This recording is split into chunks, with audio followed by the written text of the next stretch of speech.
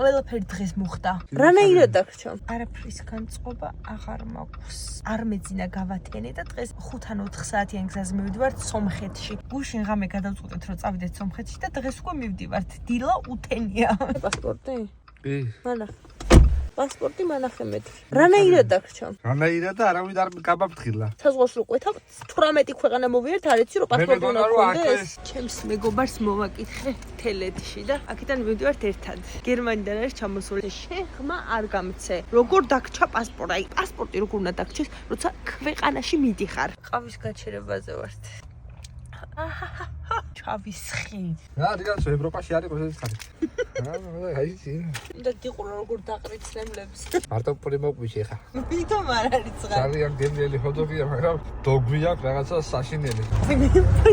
ვაიმე. მარნეულში გავჩერდით რომ თანხა გამოვიტანოთ ბანკომატიდან იქ ქეში დაგვჭირდება უჭველი გადასახურდაობლა და ისეთ საშინელი მოძრაობა არის შეიძლება გადასწრებაზე. იმას აღარ ვამბობ რომ არავინ არ იცავს წესებს. ზებრა არა რომ გადავიდეთ გზაზე. გზაზე ვდგავართ და როგორ გადავიდეთ? 1 კილომეტრის რადიუსში აი აქ 1 კილომეტრის რადიუსში არ არის ზებრა. შეცდომით გამოგვაგზავნეს. საზღვარზე რადგან გადავდივართ, მანქანის დაზღვევა საჭირო და საზღვართან მისულები ვიღაცებმა უკან გამოგვაბრუნეს.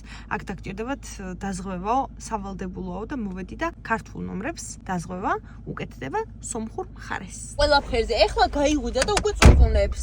მარინეთს და ლაშას მიდიან ფეხით. ფეხით უნდა გადაიარონ მგზავრებმა საზღვარებს. ვნახოთ რამდენი წუთი დასჭირდება საზღვარზე გავლას. რადგან აქამდე ჩემი მანქანით სომხეთის საზღვარზე არ გადავსულ ვარ, ამიტომ ვაკვირდების ხუბი რას აკეთებენ, სად მიდიან, როგორ მიდიან და მეც იგივეს ვიმეორებ. საქართველოს საზღვრის გადმოსაკვეთად დამჭირდა 6 წუთი ზუსტად. ახლა ნეიტრალურ ზონაში ვართ და მე მივდივართ სომხეთის საზღვარზე. სომხეთის საზღვარზე დაგჭირდა ზუსტად 100 წუთი და ახლა უნდა გავაკეთო დაზღვევა. დაზღვევა ყოფილა გარეთ საერთოდ. საზღვრიდან გამოვედით ვარა, ეგრევე წრეში არის ეს დაზღვევები. ყველა არის დაზღვევა და ყველაზე დიდი ხანი ამას დაჭირდა, სადღაც 10-15 წუთი შეფერხება ქონდათ და მაგიტო თორე ეს მალე მზადდებაო მითხრა. სიმბაერთებს ყიდო ტელეფონისთვის და ინტერნეტისთვის, აქვე ადგილზე შეიძლება, სადაც დაზღვევები არა და 30 ლარი ღირს 30 გიგაბაიტი პლუს ზარები და ასე შემდეგ. ელექტრონული სიმიც გვაქვს და ფიზიკურიც რა მაგარია. საჭმელად გავჩერდით, სადღაც არ ვიცი, ეს არის რაც ავიღეთ. ამ ყველაფერს გადავხადეთ 3250. ამათი ფული აღარ მახსოვს რა არის, მაგრამ დრამი მე მგონი.